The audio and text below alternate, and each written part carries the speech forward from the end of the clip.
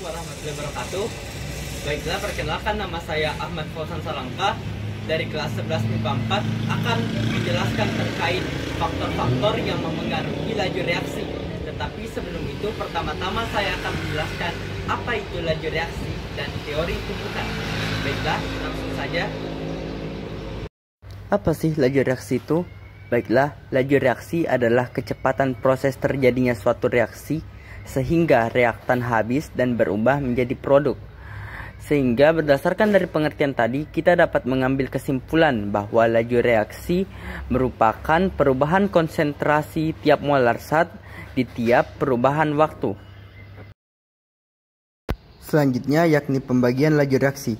Berdasarkan kecepatannya, laju reaksi dibagi atas dua bagian, yakni laju reaksi yang cepat dan laju reaksi yang lambat. Laju reaksi yang cepat contohnya yakni reaksi antara larutan asam dan larutan basah. Adapun laju reaksi yang lambat contohnya yakni reaksi pengkaratan besi.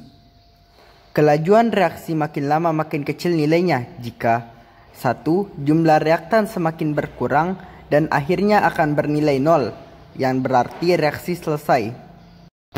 Dan kedua, jumlah produk akan semakin bertambah dan pada akhirnya akan bernilai tetap, reaksi selesai. Nah, selanjutnya yakni teori tumbukan. Suatu reaksi kimia pasti didahului dengan adanya tumbukan antar partikel. Reaksi yang biasa terjadi disebabkan adanya tumbukan efektif.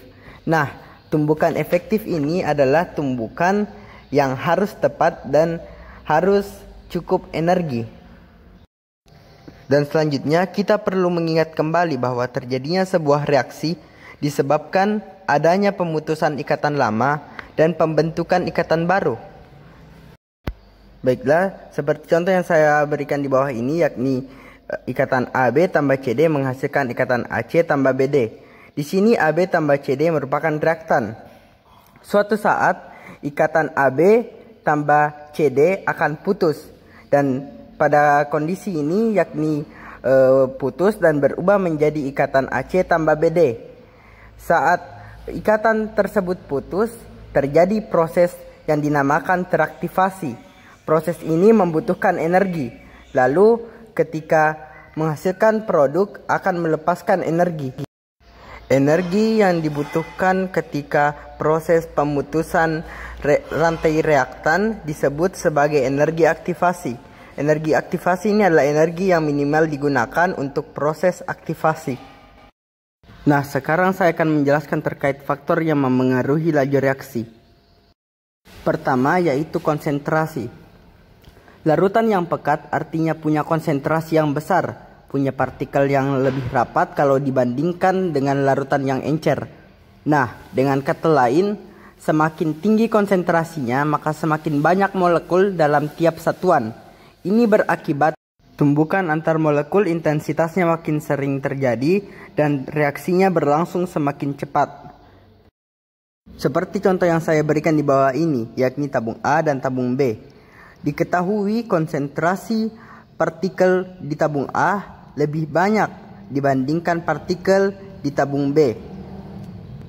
Berdasarkan teori tumbukan yang tadi saya jelaskan, bahwa reaksi didahului tumbukan antar partikel, sehingga pada tabung A laju reaksi lebih besar karena kemungkinan tumbukan juga lebih banyak disebabkan adanya konsentrasi pada tabung A lebih padat dibandingkan di tabung B. Selanjutnya yakni faktor kedua yaitu luas permukaan sentuh. Jika terdapat pencampuran reaktan yang terdiri dari dua fasa atau lebih, maka tumbukannya terjadi di bagian permukaan zat. Nah, padatan yang bentuknya serbuk halus punya luas permukaan bidang sentuh yang lebih besar kalau dibandingkan dengan padatan yang berbentuk lempeng atau butiran.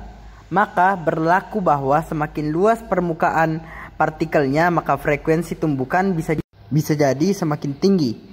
Inilah yang menyebabkan reaksi berlangsung bisa lebih cepat. Sebagai contoh, pada reaksi pembakaran kayu, akan lebih mudah dan cepat membakar kayu gelondongan yang telah dipotong menjadi balok-balok kecil dibandingkan dengan langsung membakar kayu gelondongan tersebut. Dan yang ketiga yakni Suhu. Reaksi kimia umumnya lebih cepat jika dilangsungkan pada suhu yang lebih tinggi. Contoh pada reaksi glowing stick menyala. Glowing stick menyala lebih cepat dan terang di dalam air panas dibandingkan di dalam air yang dingin. Dan yang terakhir, yakni yang keempat, yaitu katalisator. Katalisator disebabkan oleh zat katalis. Apa itu zat katalis? Zat katalis adalah zat yang dapat mempercepat laju reaksi tanpa terkonsumsi di dalam reaksi tersebut. Katalis menyediakan alternatif jalur reaksi dengan energi aktivasi yang lebih rendah dibandingkan jalur reaksi tanpa katalis, sehingga reaksinya menjadi semakin cepat. Baiklah, mungkin cukup sekian yang dapat saya sampaikan. Jika ada yang kurang dari presentasi saya, mohon dimaafkan. Wabillahi taufiq wal hidayah. Wassalamualaikum warahmatullahi wabarakatuh.